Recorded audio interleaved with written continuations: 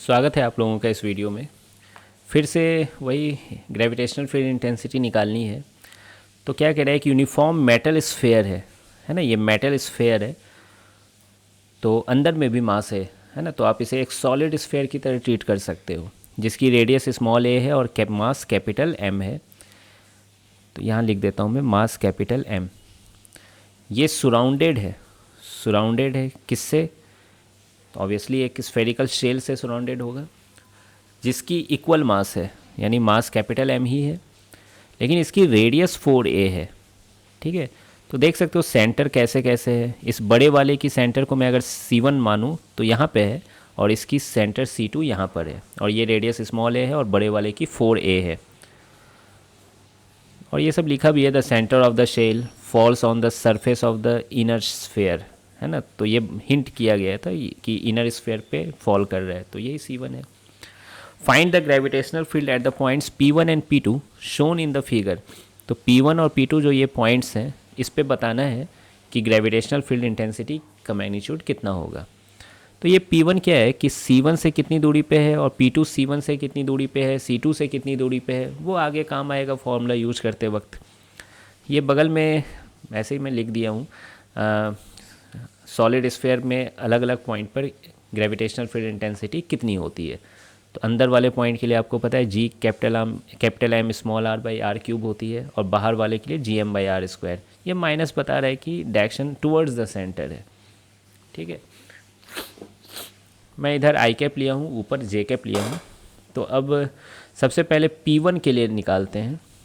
P1 के लिए अगर मैं ग्रेविटेशनल फील्ड इंटेंसिटी बोलूँ तो S1 की भी वजह से होगी और S2 की भी वजह से होगी। ठीक है, और दोनों का वेक्टर एडिशन होगा। S1 हॉलो स्फेयर है, हॉलो स्फेयर के अंदर वाले पॉइंट में है ये P1, तो वहाँ तो ग्रेविटेशनल फील्ड इंटेंसिटी क्या होती है, 0 होती है, तो ये 0 हो जाएगा। प्लस S2 की वजह से, S2 के लिए ये बाहर का पॉइंट है, तो बाहर वाले पॉइंट के लिए ये फॉर्मूला लगता है ना, G capital M by distance का स्क्वायर, जो कि सेंटर से लिया जाता है। तो देखिए कैसे निकालूंगा मैं, ये A जो दिया हुआ है ये A ये है, ठीक है, यहाँ से यहाँ तक, और ये पूरा 4A है, तो ये क्या हो जाएगा 3A, और ये खुद A है, तो टोटल डिस्टेंस कितनी हो गई 4A हो गई, तो ये 4A का होल स्क्वायर। और यहाँ ग्रेविटेशनल फील्ड इंटेंसिटी जो होगी वो ऊपर के डायरेक्शन में होगी, यानी सेंटर की तरफ होगी, तो जिसे मैं जे कैप के नाम से लिखा हूँ यहाँ पर।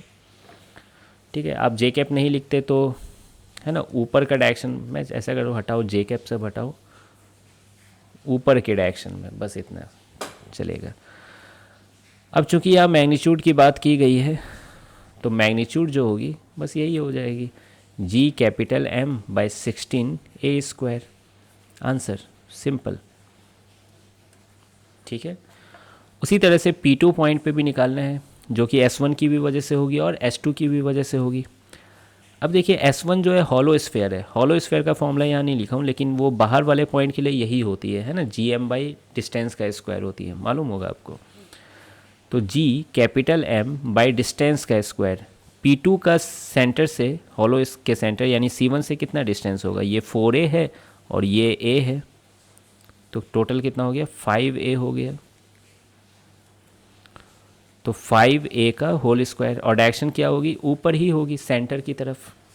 प्लस S2 के लिए ये बाहर का पॉइंट है, तो यही फॉर्मूला लगेगा, G capital M by distance का स्क्वायर, C2 से डिस्टेंस कितना हो गया देखिए, A 4A और A 6A हो गया, और डायरेक्शन अगेन ऊपर में ही है, तो ये दोनों डायरेक्शन जुड़ जाएंगे। तो देखिए क्या क्या कॉमन हो जाएगा, G M by A square common हो जाएगा, यहाँ 1/25 बचेगा और यहाँ पे 1/36। ठीक है, डायरेक्शन ऊपर, अगर डायरेक्शन को हटा दे तो मैग्नीट्यूड पता चल जाएगा। इसको एलसीएम कर लीजिए, 25 इंटू 36 900 होती है, और यहाँ 36 आ जाएगा, यहाँ 25, 36 प्लस 25 क्या हो जाएगा 61 हो जाएगा, तो 61/900 G capital M by A square, ये ग्रेविटेशनल फील्ड इंटेंसिटी हो गई इस पॉइंट पर। तो सिंपल फॉर्मूला बेस्ड क्वेश्चन था, आई होप कि आपको समझ में आ गया होगा। मिलते हैं फिर नेक्स्ट वीडियो में।